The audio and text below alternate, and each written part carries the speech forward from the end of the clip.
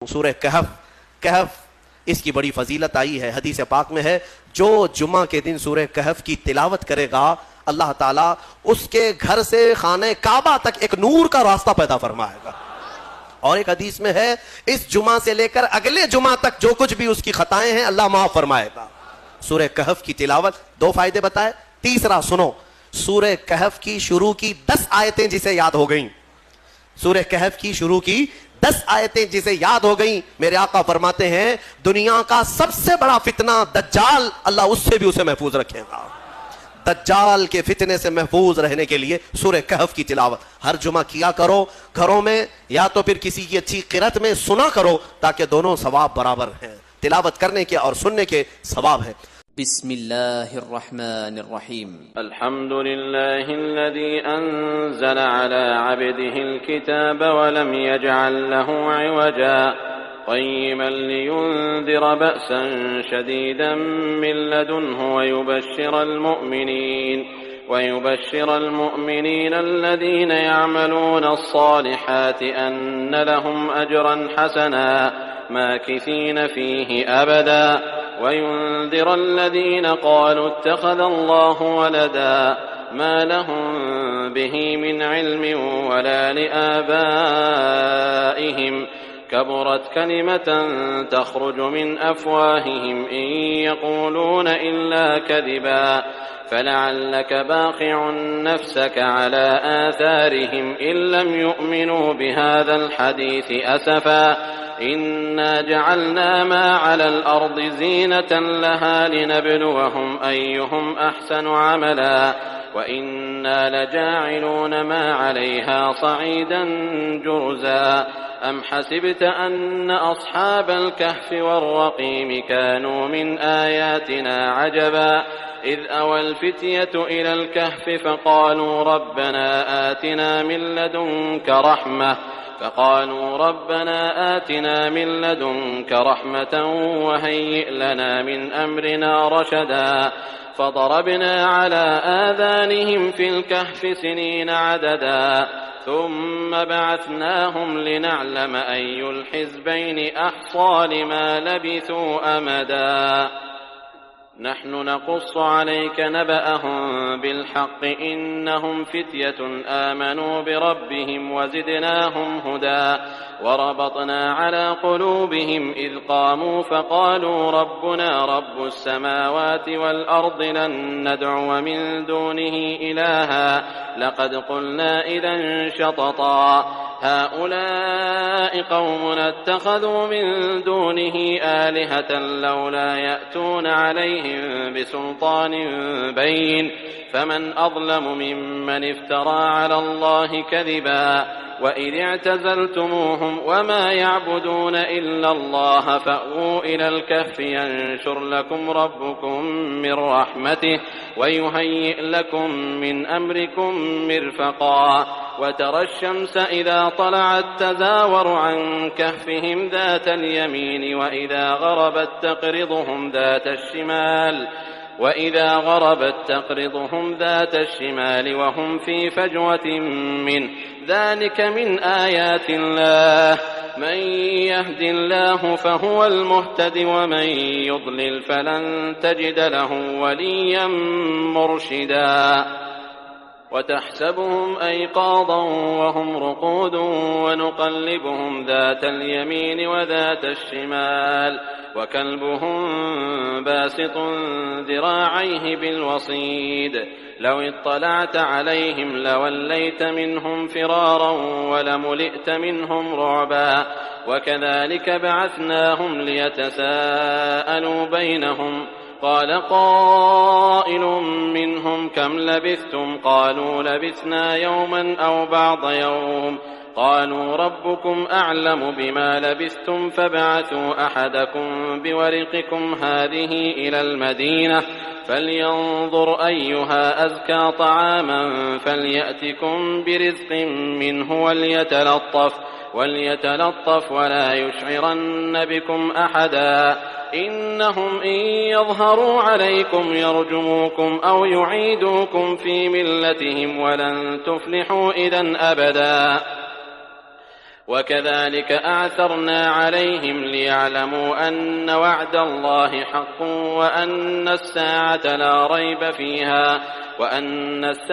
لا ريب فيها إذ يتنازعون بينهم أمرهم فقالوا بنوا عليهم بنيانا ربهم أعلم بهم قال الذين غلبوا على أمرهم لنتخذن عليهم مسجدا سيقولون 3 رابعهم كلبهم ويقولون 5 سادسهم كلبهم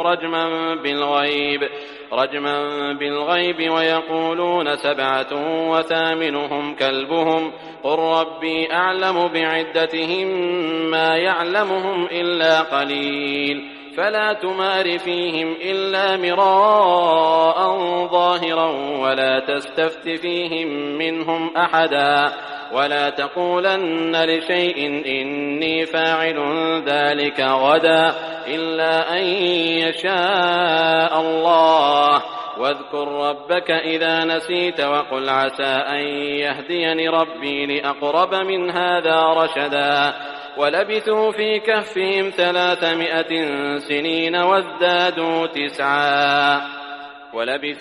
كهفهم 300 سنين وازدادوا 9 قل الله أعلم بما لبثوا له غيب السماوات والأرض أبصر به وأسمع ما لهم من دونه من ولي ولا يشرك في حكمه أحدا واتل ما أوحي إليك من كتاب ربك لا مبدل لكلماته ولن تجد من دونه ملتحدا واصبر نفسك مع الذين يدعون ربهم بالغداة والعشي يريدون وجهه ولا تعد عيناك عنهم تريد زينة الحياة الدنيا ولا تطع من أغفلنا قلبه عن ذكرنا واتبع هواه وكان أمره فرطا وقل الحق من ربكم فمن شاء فليؤمن ومن شاء فليكفر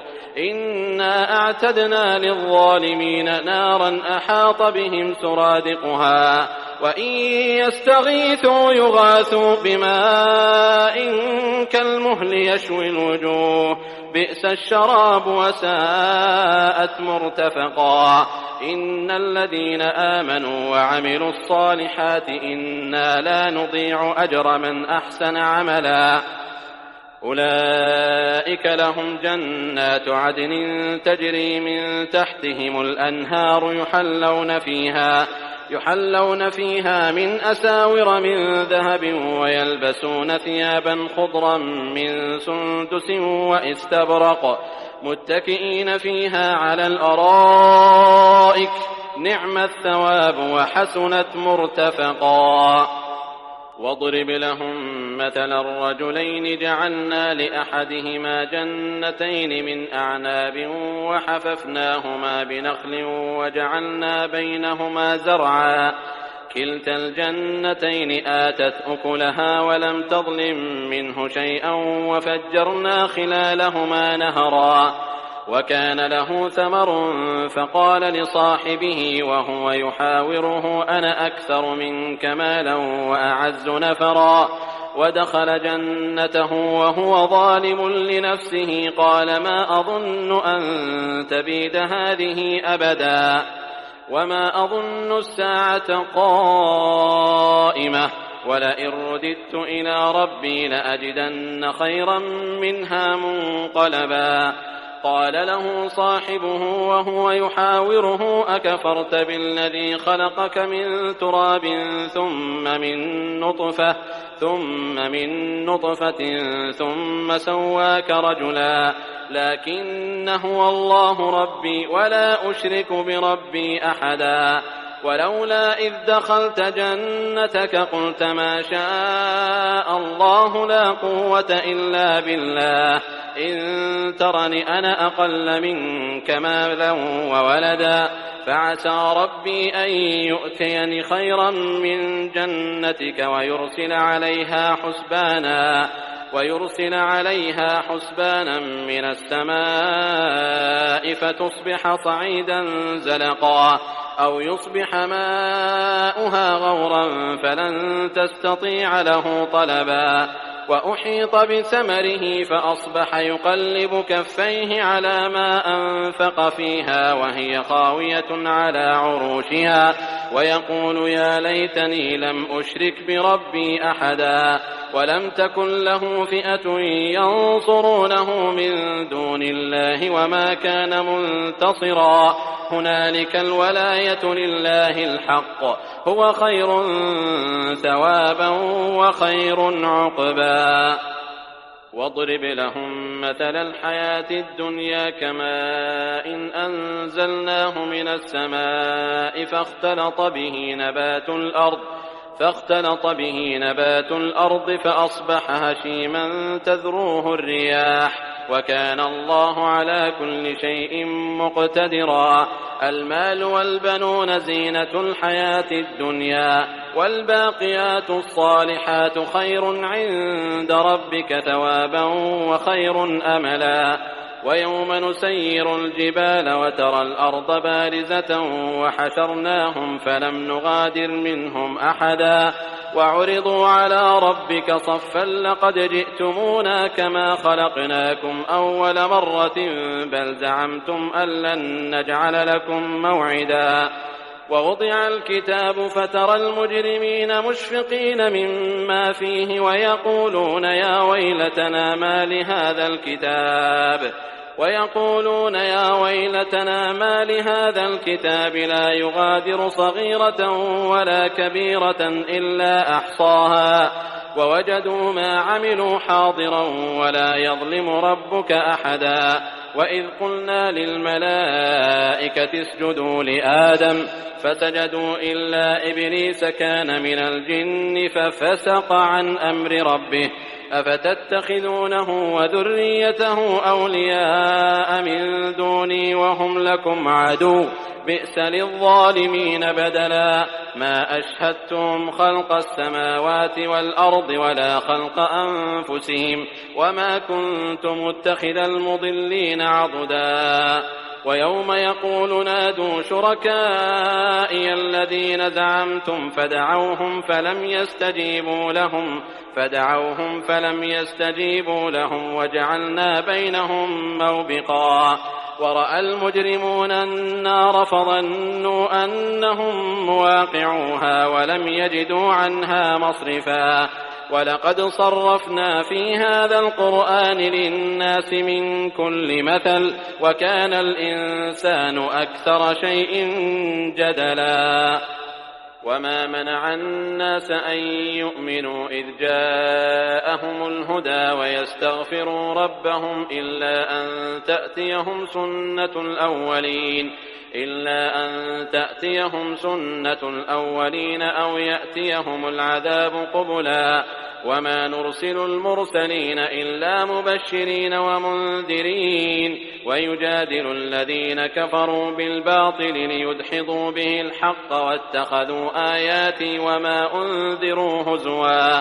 ومن أظلم ممن ذكر بآيات ربه فأعرض عنها ونسي ما قدمت يداه إنا جعلنا على قلوبهم أكنة أن يفقهوه وفي آذانهم وقرا وإن تدعهم إلى الهدى فلن يهتدوا إذن أبدا وربك الغفور ذو الرحمة لو يؤاخذهم بما كسبوا لعجل لهم العذاب بل لهم موعد لن يجدوا من دونه موئلا وتلك القرى أهلكناهم لما ظلموا وجعلنا لمهلكهم موعدا وإذ قال موسى لفتاه لا أبرح حتى أبلغ مجمع البحرين أو أمضي حقبا فلما بلغا مجمع بينهما نسيا حوتهما فاتخذ سبيله في البحر سربا فلما جاوزا قال لفتاه آتنا غداءنا لقد لقينا من سفرنا هذا نصبا قال أرأيت إذ أوينا إلى الصخرة فإني نسيت الحوت وما أنسانيه إلا الشيطان أن أذكره واتخذ سبيله في البحر عجبا قال ذلك ما كنا نبغ فارتدا على آثارهما قصصا فوجدا عبدا من عبادنا آتيناه رحمة من عندنا وعلمناه من لدنا علما قال له موسى هل أتبعك على أن تعلمني مما علمت رشدا قال إنك لن تستطيع معي صبرا وكيف تصبر على ما لم تحط به خبرا قال ستجدني إن شاء الله صابرا ولا أعصي لك أمرا قال فإن اتبعتني فلا تسألني عن شيء حتى أحدث لك منه ذكرا فانطلقا حتى إذا ركبا في السفينة خرقها قال أخرقتها لتغرق أهلها لقد جئت شيئا إمرا قال ألم أقل إنك لن تستطيع معي صبرا قال لا تؤاخذني بما نسيت ولا ترهقني من أمري عسرا فانطلقا حتى إذا لقيا غلاما فقتله قال أقتلت نفسا زكية بغير نفس لقد جئت شيئا نكرا قال ألم أقل لك إنك لن تستطيع معي صبرا قال إن سألتك عن شيء بعدها فلا تصاحبني قد بلغت من لدني عذرا فانطلقا حتى إذا أتيا أهل قرية استطعما أهلها فأبوا أن يضيفوهما فوجدا فيها جدارا يريد أن ينقض فأقامه قال لو شئت لاتخذت عليه أجرا قال هذا فراق بيني وبينك سأنبئك بتأويل ما لم تستطع عليه صبرا أما السفينة فكانت لمساكين يعملون في البحر فأردت أن أعيبها وكان وراءهم ملك يأخذ كل سفينة غصبا وأما الغلام فكان أبواه مؤمنين فخشينا أن يرهقهما طغيانا وكفرا فأردنا أن يبدلهما ربهما خيرا منه زكاة وأقرب رحما وأما الجدار فكان لغلامين يتيمين في المدينة وكان تحته كنز لهما وكان أبوهما صالحا فأراد ربك أن يبلغا أشدهما ويستخرجا كنزهما رحمة من ربك وما فعلته عن أمري ذلك تأويل ما لم تسطع عليه صبرا ويسألونك عن ذي القرنين قل سأتلو عليكم منه ذكرا إنا مكنا له في الأرض وآتيناه من كل شيء سببا فأتبع سببا حتى إذا بلغ مغرب الشمس وجدها تغرب في عين حمئة ووجد عندها قوما قلنا يا ذا القرنين إما أن تعذب وإما أن تتخذ فيهم حسنا قال أما من ظلم فسوف نعذبه ثم يرد إلى ربه فيعذبه عذابا نكرا وأما من آمن وعمل صالحا فله جزاء الحسنى وسنقول له من أمرنا يسرا ثم أتبع سببا حتى إذا بلغ مطلع الشمس وجدها تطلع على قوم لم نجعل لهم من دونها سترا كذلك وقد أحطنا بما لديه خبرا ثم أتبع سببا حتى إذا بلغ بين السدين وجد من دونهما قوما لا يكادون يفقهون قولا قالوا يا ذا القرنين إن يأجوج ومأجوج مفسدون في الأرض فهل نجعل لك خرجا على أن تجعل بيننا وبينهم سدا قال ما مكني فيه ربي خير فأعينوني بقوة أجعل بينكم وبينهم ردما آتوني زبر الحديد حتى إذا ساوى بين الصدفين قال انفخوا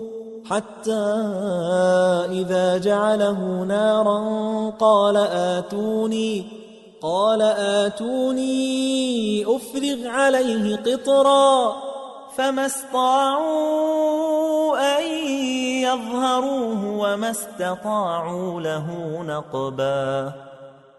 قال هذا رحمة